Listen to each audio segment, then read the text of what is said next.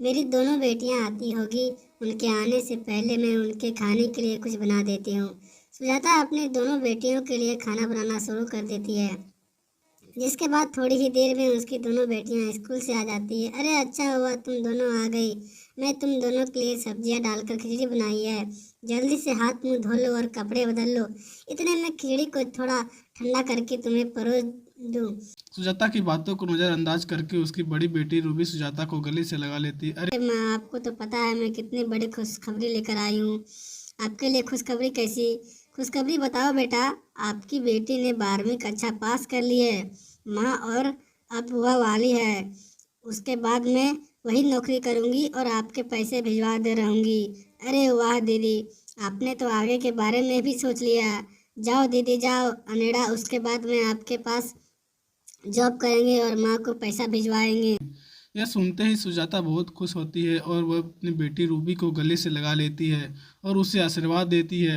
ये सुनने के लिए मेरे कान तरस रहे थे। मैंने बहुत मेहनत है तुम दोनों को पढ़ाने के लिए और तुम्हें कामयाब बनाने के लिए। माँ, मुझे आपसे एक ज़रूरी बात भी करनी थी। हाँ बेटी कहो, तुम्हें बात करनी है। दरअसल माँ, बात यह है कि मैं एक लड़के से प्यार करती हूँ। उसका घर और ऑफिस कनाडा में है और मैं वहीं जाकर नौकरी करूँगी और पढ़ाई भी कनाडा से। लेकिन इतने दूर में तुम्हें पैसे कैसे भेज दूँ बेटी? माँ, आप परेशान मत हो, वो लड़का मुझसे बहुत प्यार करता है और मेरे आगे की पढ़ाई भी वही करवाएगा। रूबी ये कहने पर सुजाता अनुराग से मिलती है। अनुराग अमीर था, जिसके चलते वह अपनी बेटी की शादी अनुराग से कर देती है। परेशान मत तो माँ, मैं वहाँ नौकरी करूँगी और आपको पैसे भिजवा दूँगी ताकि छोटी की पढ़ाई में कोई परेशानी ना आए। कोई बात नहीं बेटी, अब शादी के बाद जब तुम नौकरी करोगी तो तुम्हें एक बहुत सारे ससुराल देखना है, वही तुम्हारे लिए जरूरी है। मैं तुम्हारी छोटी बहन की पढ़ाई खुद पूरी करवा दूंगी। सुजाता ऐसा कहकर अपनी बेटी को विदा कर देती है, जिसके बाद वह फिर से दिन रात मेहनत करती है और काम करके वह अपनी छोटी बेटी की पढ़ाई करती है। देखते ही देखती 2 साल और बीत जाते हैं, जिसके चलते किलोमीटर 10 12वीं पास क्लास पास कर लेती है आखिरकार। तुमने भी अपनी 12वीं कक्षा पास कर ली है अम्मा। अब देखना हमारी सारी परेशानियां खत्म हो जाएगी, ऐसे गरीबों की तरह जीना नहीं पड़ेगा। मैं शहर जाकर नौकरी करूंगी। हाँ बेटी, अब तू ही तो है मेरी आखिरी उम्मीद। तेरी बहन की शादी हो गई, वह भी अपनी जिंदगी में सेटल हो गई, लेकिन यह बुरे दिन हमारे तू ही खत्म करेगी। माँ, परेशान मत हो, सब ठीक हो जाएगा। 12वीं कक्षा पास करने के बाद कुछ ही दिनों के बाद किमी भी शहर चले जाती है, जहां वह जॉब करती है। वहां उसके अमीर दोस्त बन जाते हैं और वह उनकी तरह बनने के लिए अपनी सारी तनख्वाह अपने ऊपर ही उड़ाने लगती है। ओ माय गॉड, मैं बहुत ज़्यादा थक गई हूँ। कल मैंने बहुत सारी शॉपिंग की है। यह देखो, गुची का पर्स लेकर आई हूँ और जिम्मी चू की सैंडल मैंने पहनी है। वैसे मुझे इसके अंदर कोई खासियत तो नज़र नहीं आई। तुमने फिर इतने पैसे एक के ऊपर क्यों लगाए हैं? तुम जैसे गरीबों को क्या पता कि ब्रांड का मतलब क्या होता है। तुम्हें तो वो बाजारों के 10,000 वाले कपड़े ही पसंद आते हैं, या फिर तुम जैसे गरीब लोग सरोजनी के कपड़े पहनकर खुश हो जाते हो। सुनकर चुप हो जाती है। उसे यह बात एकदम से चुप रहती है और उसी दिन अचानक उसके अकाउंट में उसकी सैलरी आ जाती है। इन लोगों ने मुझे समझ के क्या रखा है? इन सनाया की बच्ची को तो मैं बताऊंगी कि असली में ब्रांड कैसे पहना जाता है। किमी अपनी सारी तनख्वाह ब्रांडेड कपड़े खरीदने में खर्च कर देती है। उसके ब्रांडेड कपड़ों की वजह से उसके पास उसके खर्चे के लिए भी पैसे नहीं बच पाते। कल दिखा ती हूँ, सनाया की बच्ची को मैं इतने अच्छे और ब्रांडेड कपड़े लेकर आई हूँ।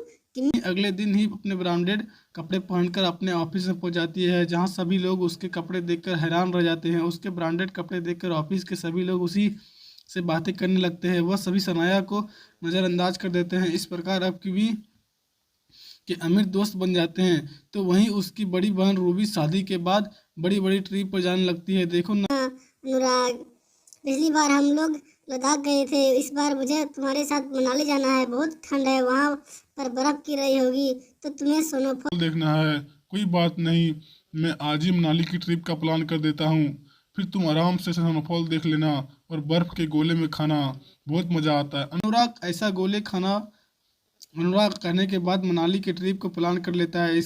इसी के चलते दोनों बहनें अपनी ज़िंदगी अपनी तरीके से जी रही थी। उन्हें अपनी माँ के बारे में जरा भी ख्याल नहीं आता। उनकी बेचारी का ठंड में कप कप आते हुए फूलों की माला बेचकर अपना गुजारा कर रही होती है, लेकिन गांव में बर्फ गिरने की वजह से वह यह भी नहीं कर पाती। ऊपर से उसकी टूटी फूटी झोपड़ी जो घास फूस की बनी हुई थी, उसके अंदर ठंडी ठंडी हवाएं आती है और बर्फ़ में गिरने लगती है। हे भगवान, कितनी ठंड है, ठंडी ठंडी हवाएं चल रही है। काश कि मेरी बेटियां वापस आ जाए, पता नहीं कब आएगी। उन्होंने तो एक बार जाने के बाद पलट कर देखा ही नहीं अपनी माँ को। इससे अच्छा तो भगवान तू मुझे बेटा ही दे देता, कम से कम बेटा मेरे पास तो रहता। क्या पता मेरा बेटा ही मेरे देख रेख अच्छे से कर लेता। सुजाता के ओंठ भी सुन पड़ जाते हैं और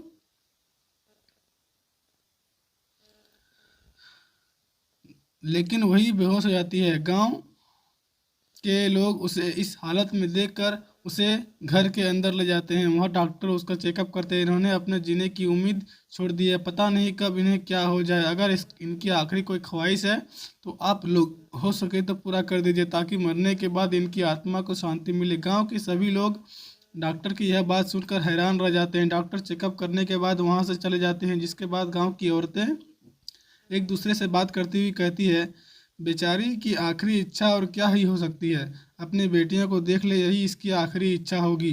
गांव वालों में तुम सभी के आगे हाथ जोड़ती हूँ, इस बेचारी को आखिरी इच्छा को पूरा करो, वरना ये ऐसे ही अधूरी इच्छाओं को लेकर भगवान को प्यारी हो जाएगी। ललिता के कहने पर गांव के सभी लोग सुजाता की बेटियों का पता निकालकर उन्हें उनकी माँ की हालत के बारे में बताते हैं, जिसके बाद दोनों बेटियां शहर से और कनाडा से अपनी माँ से मिलने गांव में आती है। जब वह दोनों अपनी माँ की इतनी बुरी हालत देखती है तो उनके पैरों तले जमीन खिसक जाती है। दोनों बेटियां अपनी माँ के सिरा में बैठती है और कहती है, माँ यह क्या हो गया आपको? माँ, आपने हमें एक बार भी अपने बारे में बताना जरूर नहीं समझा। सुजाता अपनी बेटियों को देखकर कहती है, मेरी बेटी, तुम दोनों यहाँ आई गई हो, मुझे तुम्हारा ही इंतजार था। तुम्हारी शक्ल देखने के लिए मेरी आंखें तरस रही थी। जाओ जरा तुम्हारे सर को सीने से लगा लूं। बिस्तर पर लेटे हुए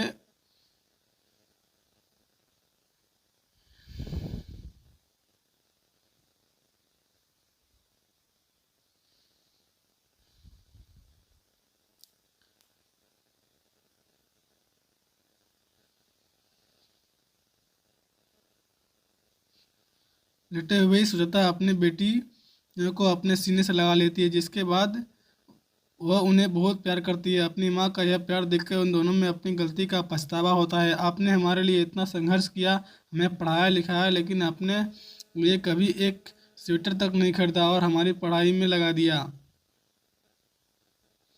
कभी नहीं होने देंगे। हमें फर्श से अर्श तक पहुंचाया और हमने आपके लिए कभी कुछ नहीं किया। हाँ दीदी, बिल्कुल सही कर रही हैं आप।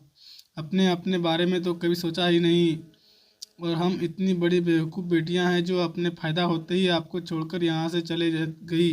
काश हमने आपके बारे में थोड़ा भी सोचा होता तो आज आपकी यह हालत न होती। मेरी प्यारे बेटियों, अपने आप को दोष मत दो।